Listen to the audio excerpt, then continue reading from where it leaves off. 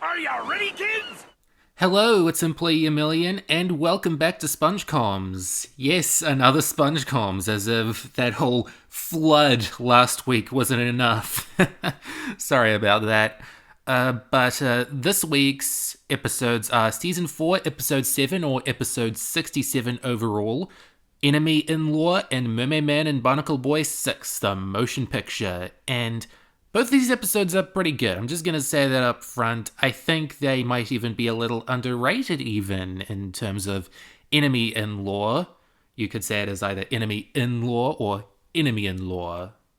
And it was written by Tom King, Luke Brookshire, and Tim Hill. And what I find interesting about this episode is that it's one of those where they're trying to go for a more character driven affair rather than a plot driven one, despite the fact that a lot of romance stories are inherently plot driven.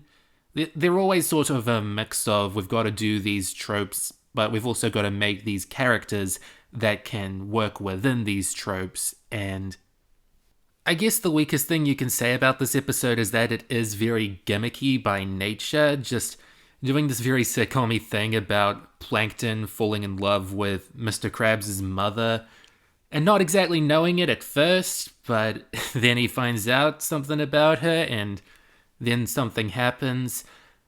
You know, you could see this in like a million sitcoms, but it's not like SpongeBob's love stories have ever been played completely straight, except for Krusty Love. And even then, they sort of dropped Mr. Krabs and Mrs. Puff being a thing for 16 years after that episode came and went. But you've also got stuff like Rockabye Bivalve, where, you know, there is definitely supposed to be implicit romantic tension for laughs, and it works in that sense, but it's not like it's supposed to be a super serious relationship. And Enemy in Law is sort of taking the lead from that, just throwing like this very sort of daytime drama conflict into the SpongeBob universe. It's also quite interesting that they chose to have Mr. Krabs' mother, I think her name is Betsy, for this plot. And not because she's a bad character at all, she is a fine character. But this is sort of her defining episode. She's great in Sailor Mouth, she's great in Midlife Crustacean, but now they gotta figure out a way to make her an actual character, and I like some of the things that they did with her, like give her a Scottish accent now for some reason, and sort of set up that she and Mr. Krabs have some disagreements now that Mr. Krabs is a lot richer than her. But what makes this odd is that this is the first time, and I think one of the only major times, where she's not played by Paul Tibbitt doing his own take on Mr. Krabs' voice. She's now played by Serena Irwin, who also voices Karen, so it is very ironic that Plankton is dumping Karen for a Karen sound-alike, albeit one that's Scottish now. I do like the voice that Serena Irwin gives Betsy in this, but it can only really work for this episode. Like, I think of Paul Tibbitt, who obviously was running the show, could have done the voice, did his own take on Mrs. Krabs, then I don't think that a lot of the conversations between her and Plankton would have been as strange, because you've got two like very similar like vocal, you know what I'm trying to say, right? If you have like this very like high and different voice from what we're used to, paired with Plankton, who's got this very deep voice still, which has always been comedic juxtaposition given his tiny size, I think it plays a bit better. Like, it's a bit funnier. Like, there's more like variety in your ears. And I do kind of like how, Mama Krabs is totally okay with hanging out with Plankton just because he seems so nice at first. it is honestly kind of interesting to see the side of Plankton who is willing to give up Karen for an organic love interest. I don't think this happens very often after this, so it is definitely a interesting and unique Plankton episode. Not a lot of people's favorites, but I think that his performance really shines in this one now that he has to try and impress someone romantically. And the way that they make Karen much more of a nag in this, it does kind of set her character up for this rough period where she is mostly just a nag. But they've gotten out of that recently, and I'm kind of happy about that.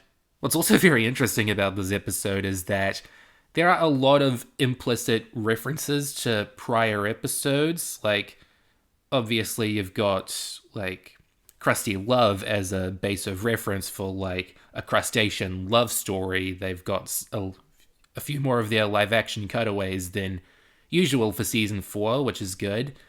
You've got Squilliam Returns being revisited, with the Krusty Krab getting redecorated as a fancy restaurant coming up now, with SpongeBob even dressing in fancy attire and having learned all that he needs to know about fine dining and breathing. It's given him a bit of brain damage, but I think it was worth it just for this episode. And there is even a sly reference to One Crab's trash. You've got Mr. Krabs grave robbing someone's wake just to steal a hat. This is the second time in the series that Mr. Krabs has grave robbed just for hats. And oddly, even though it's only a few seconds here, the context of the joke is a bit more morbid, but I think it still lands. It kind of shows the difference in how Mr. Krabs wants to live his life on the very cheap side, and the amount of money that he has, which has caused some conflict with his mother. And you've also got this bit coming up, which is just taken straight from Imitation Crabs, where Plankton and Krabs say each other's names and then SpongeBob interjects. And this has been done in 100 comedies, and it has been done on the show before, but it works, it's funny. You gotta interject SpongeBob somewhere, and I think his role in this episode is pretty good.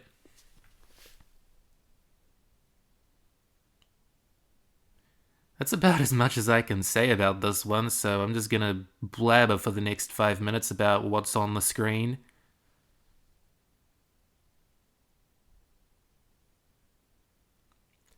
One weird little fun fact about this one that I can't completely verify, but also hasn't been denied in any sense, is that this episode was originally going to be called My Worst Friend's Wedding. That is the name that it's given on some DVDs and, in some DVD info online. And it's kind of a weird title because, there is no wedding in this episode. It's a play on My Best Friend's Wedding, sure, but it's not as though it goes any further than the proposal phase, which Betsy turns down anyway for the big plankton robot. That was a plot swerve that just always blindsided me on my second or third watch of this, and I think it makes the episode a little sillier, just makes it, easier to understand that they're doing all this as a big parody of this sort of conflict. The whole swerve of Plankton now knowing that, Betsy knows the Krabby Patty secret formula was very interesting and, sort of makes it easier for them to break up at the end.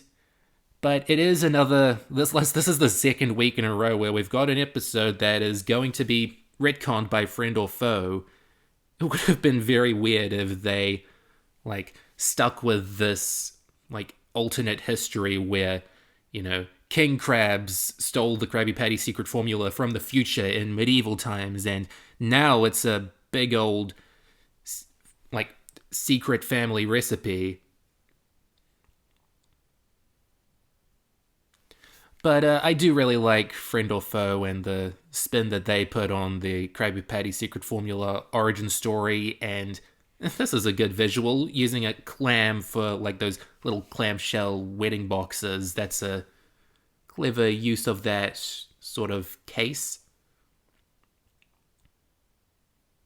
I will say that Mr. Krabs is definitely. This is one of his more likable episodes in this season so far.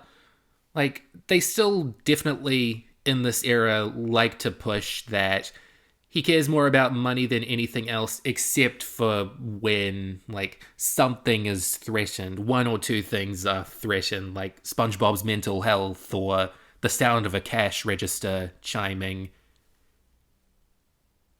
And the Popeye reference coming up is pretty funny.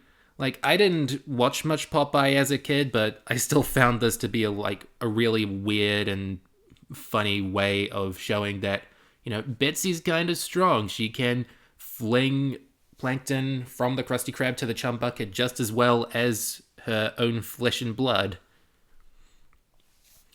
But what's interesting is that some nutter on Encyclopedia SpongeBobia, while I was referencing this, was in like the trivia section for this episode, which is where I got a lot of my research for these from, was able to identify the battleship used for that little live action cutaway and its association with the US Navy. So that's pretty cool, that this weird, like, blink and you'll miss it implication that Betsy worked or had some association with the Navy. That's kind of cool. I like Betsy in this episode, but it is definitely a one-time thing. And that one time is good. I like this episode a lot. Mermaid Man and Barnacle Boy 6, the motion picture, aired a week before Enemy In-Law, despite being the sister episode, the B to Enemy In-Law's A. And on October 7th, 2005. I can see why they aired this one first. It's a Mermaid Man episode. People were pretty hyped to see them back. And this one was written by Casey Alexander, Chris Mitchell, and Paul Tibbett.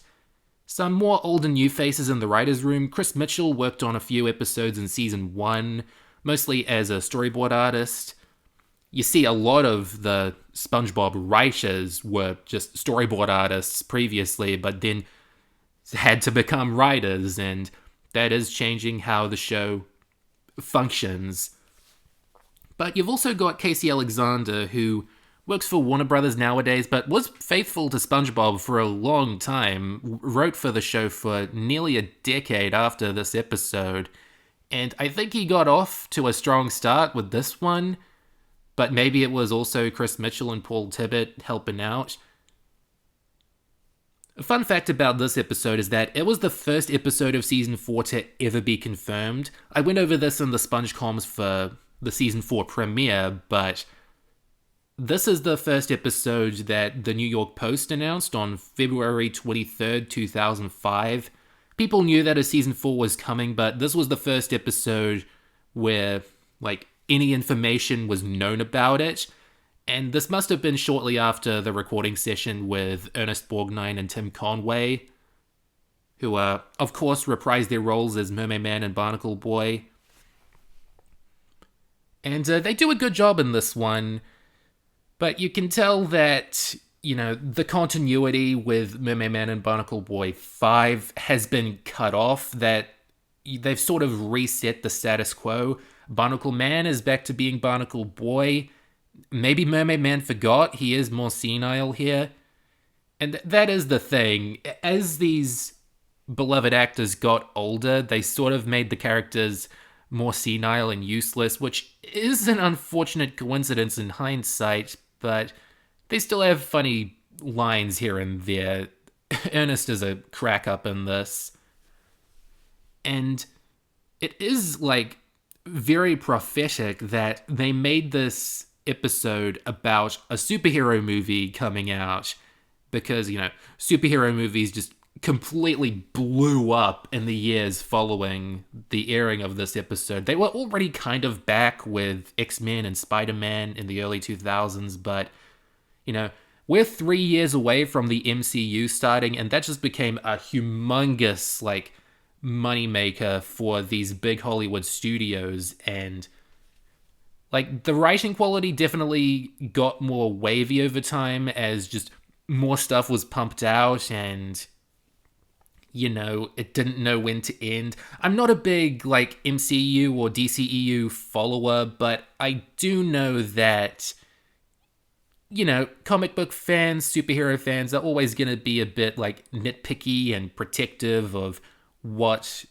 is best for their favorite characters, and that is what SpongeBob and Patrick are going through in this episode. They've got like the hip new models of Mermaid Man and Barnacle Boy announced for the big movie, but they're jerks who don't really care about the legacy of the real Mermaid Man and Barnacle Boy from the TV series. And this is why this is one of Tom Kenny's favorite episodes. He put this in his top 20 for that iTunes playlist back in the day. They were on season 6 when that playlist got released, and this is one of only 6 post-movie episodes to make it in, so, it wasn't recency bias, it was just, this is an episode that really stuck with him. He even says in the description a lot of what I just said about how, when a superhero movie comes out, some of the old school fans will be like, man, I wish I could do that better, or here's what I would have done with it. And that's what SpongeBob and Patrick are doing. They're film directors for this episode. What's also very interesting about this episode is that it might have been announced so early that it inspired the SpongeBob video game, Lights, Camera, Pants. It's just a basic party game for like the GameCube and PS2, that console generation, but it released towards the end of 2005, like a month or so after this episode aired, and I think they were trying to make it a tie-in to this episode, because the whole gimmick with that game is you've got Mermaid Man and Barnacle Boy doing some big filming, and the party is to figure out who's best to work alongside them for the movie. You get a little cutscene of the character who wins doing like some stuff for the production. And, I definitely think the developers of that game had that episode in mind or were aware of the plot of the episode before it aired. Otherwise, it's just a total coincidence. And I do really like how SpongeBob is so familiar with Mermaid Man and Barnacle Boy now that he's able to just get them on board for a movie without signing any contracts. He's just a part of their lives now, whether Barnacle Boy likes it or not. And cases like this have happened where the old actors appear in like a fan film instead of getting to like bring the character back to life themselves on the big screen in an official production. Because you've got Sean Connery coming back for an unofficial James Bond movie in 1983, like a decade after he stopped playing the character, and you've got Jaleel White, the first voice actor for Sonic the Hedgehog, reprising his role for a fan film around 2013, so yeah, this is totally plausible. This is a fan's dream come true, honestly, or at least one of those overprotective fans. This episode is also really fun to just see what all the supporting cast can add to a film set, because you've got Squidward as both the clapboard clapper and the makeup artist, and that scene isn't my favorite part of the episode. I do love the realistic painting they have of Mermaid Man and Barnacle Boy in their new makeup, but otherwise it's just gross for the sake of being gross, which SpongeBob is laying on a little thicker with every episode, and it is going to culminate in something at the end of the year.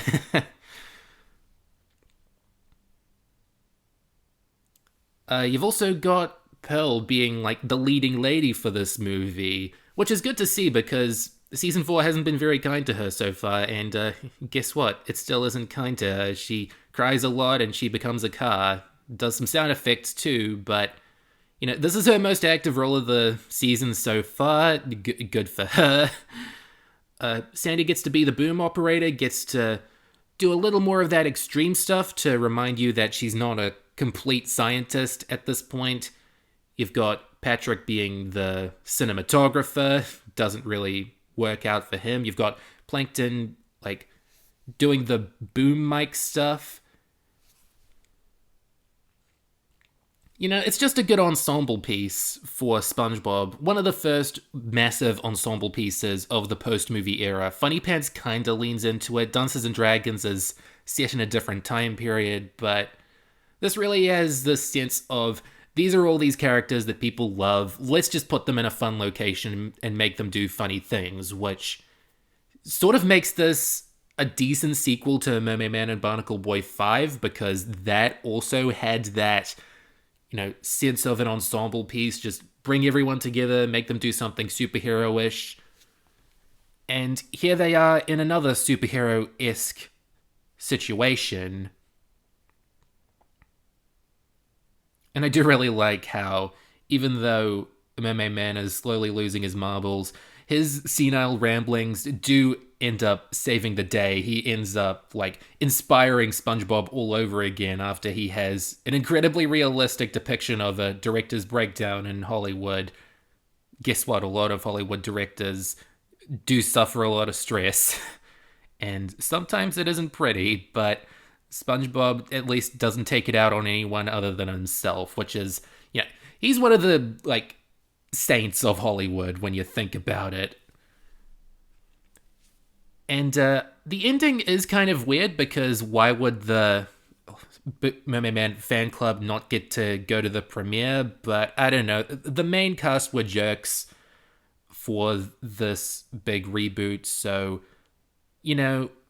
maybe they were kicked out for that alone. I would not put it past them, but the quote-unquote real one that SpongeBob and Patrick make, it's pretty funny. It is very ironic that we've got all these, degrading film effects, funky audio and film strips popping out and film grain all over the place, because this was the final ever SpongeBob episode to be released on VHS. It was on the Lost in Time VHS set, which included this, Dunces and Dragons, obviously, and Selling Out in Funny Pants. That is interesting. Whole season 4 episodes got to be on VHS in the very year that the format just went kaput. But what a way to close out the SpongeBob VHS range for that scene alone, because this is a good episode. It's not my least favorite Mermaid Man and Barnacle Boy episode. They've all been good so far, but 2 is definitely more of a hangout thing, and 6 has a bit more of that adventure and ensemble piece stuff that really worked about 5. It's not as funny as 5, but I do like where they took it. And that was Enemy in Law and Mermaid Man and Barnacle Boy 6, the motion picture, still the longest title in SpongeBob history. Last time I asked you what your favorite piece of SpongeBob merchandise is, and a lot of you had varied answers. Random Fad says the SpongeBob pregnancy test. Jan the Penguin says the BK Lost in Time toys. Super Seal has a cool SpongeBob mug, or had a cool SpongeBob mug. I'm sorry for your loss. Dashiell says SpongeBob Uno. And Bryce Fawn says the canvas painting of Painty the Pirate, which you got off Hot Topic. Good for you. Question time for you for the next few weeks is, what's your favorite love story on SpongeBob? Because for me, Enemy in Law is up there, but if you want to count Rockabye Bivalve, that's definitely a unique take on it. So let me know what you think, but don't say to love a patty or else I'm deleting your comment. 2 weeks from now, we're going to close out 2023 SpongeComs with some pants. We've got Patrick Smart Pants and Squid Bob Tentacle Pants. Goodbye for now.